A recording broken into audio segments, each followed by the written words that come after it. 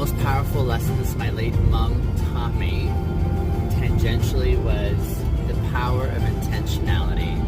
Now, my late mom is like my number one hero in life. She is the one who in my life has embodied so many values and characteristics that I aspired to be like.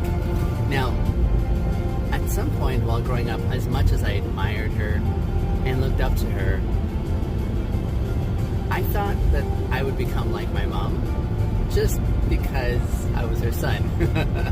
I thought those things would sort of translate.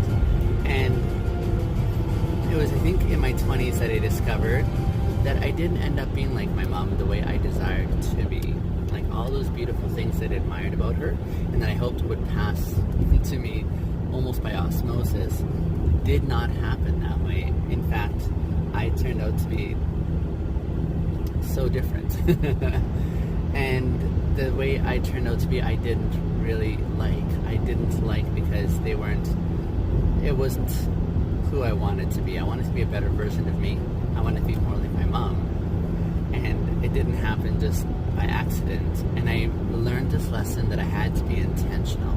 I had to be intentional in the way I applied myself to practice those patterns of engagement and behavior and thinking so that I could become more like my mom. Now, she'd done the best in teaching me as she could, but I had to put in the work as well, and I had to go through those quarters of reworking the narrative in my mind. So intentionality is one of those powerful things that I so value and appreciate in my life now as a result. And I mention this because I wonder about friendship as well, in the way that most adults, from what I hear, have such difficulty experiencing meaningful friendship, the kind that really counts.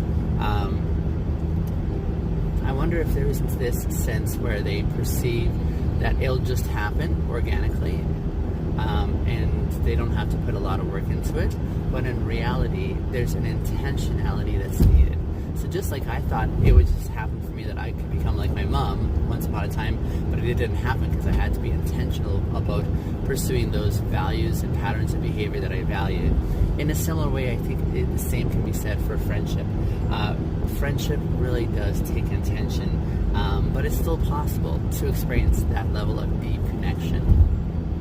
Now, I'd love to share my insights for how I enjoy such a richness in my life of deep friendships. I'd love to share those insights with you. I have some seminars in the month of April only that you can be a part of. You can find it on eventbrite.com, and the title that you should be looking for is "We Were Never